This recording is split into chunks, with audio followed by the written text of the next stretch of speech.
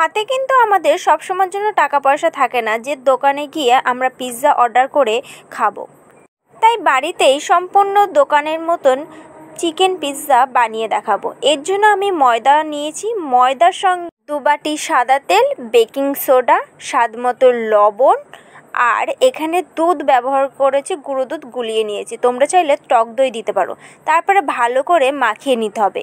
এখানে আমি সামান্য চিনিও ব্যবহার করেছি। ময়দার ডোটাকে মিনিমাম আধ ঘন্টার মতন রেখে দেবো ঢেকে।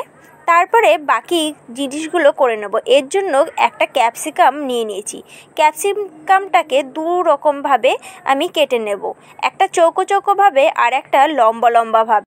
এখানে তোমরা চাইলেও বিভিন্ন ধরনের ক্যাপসিকাম ব্যবহার করতে পারো, বিভিন্ন রঙের।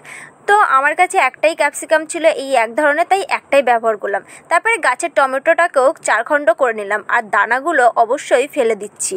তারপরে একটা কাঁচা লঙ্কা এরকমভাবে একটু কেটে নিলাম। পিৎজা করার জন্য একটা থালা নিয়েছি, থালাটায় অবশ্যই সাদা তেল মাখিয়ে একটা পেপার দিয়ে দিয়েছি। তোমরা চাইলে বাটার পেপারও দিতে পারো, আমার কাছে যেহেতু ছিল না তাই ওটাই নিয়েছি। তারপরে হাতের সাহায্যে একটা রুটি করে নিলাম। তারপরে রুটিটাকে কাঁটা চামচ দিয়ে ফুটো ফুটো করে নিলাম। তারপরে আর কি পিৎজা সস দিয়ে ভালো করে ঘুরিয়ে ঘুরিয়ে মাখিয়ে নিলাম ভালো করে। এরপরে tomato sauce, red chilli sauce, mayonnaise দিয়ে আবারও রুটিটাকে মাখিয়ে নিলাম।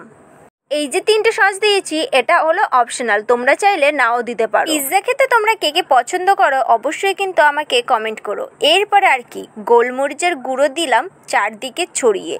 তারপরে যে লম্বা লম্বা ক্যাপসিকাম কেটে রেখেছিলাম সেই ক্যাপসিকাম দিয়ে ভালো করে সাজিয়ে নিলাম। তারপরে টমেটো, পেঁয়াজ আর ক্যাপসিকাম দিয়ে আবারও একটু গোল করে সাজিয়ে নিলাম।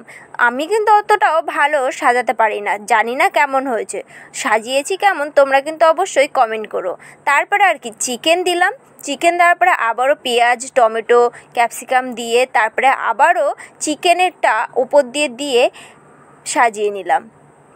এরপরে কিন্তু আমি চিজ দিয়ে দেব। চিজের পরিমাণটা আমার কাছে খুবই কম ছিল, আমার কাছে একটাই ছিল। তোমরা যে চিজ পরিমাণটা বেশি খেতে পছন্দ করো অবশ্যই কিন্তু চিজটা একটু বেশি দিও। তো এরপরে চিজটা ভালো করে উপর দিয়ে তারপরে চিলি ফ্লেক্স দিয়ে দিলাম একটু। এই চিলি ফ্লেক্সটা কিন্তু আমি বাড়িতেই করেছি। এরপরে কাঁচা লঙ্কাগুলো পরপর একটু সাজিয়ে দিলাম। তারপরে গ্যাসের উনুনে একটা কড়াইয়ের মধ্যে থালাটা বসিয়ে দিয়ে ঢেকে দিলাম মিনিমাম 5 মিনিটের মতন।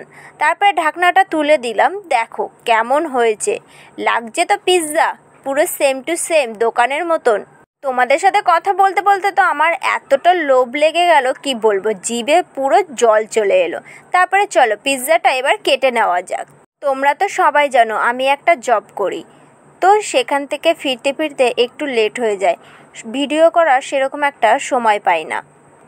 যেটুকু সময় পাই অবশ্যই কিন্তু তোমাদের সঙ্গে রেসিপি শেয়ার করার চেষ্টা করি। তো বন্ধুরা এবার তাহলে খেয়ে দেখা যাক। খেতে কিন্তু দারুণ হয়েছিল, তোমরাও একবার বাড়িতে ট্রাই করতে পারো। আর রেসিপিটি কেমন হলো অবশ্যই কমেন্ট করো, আর ভালো লাগলে আমার চ্যানেলটিকে সাবস্ক্রাইব করে যেও। তো বন্ধুরা আজকের জন্য টাটা।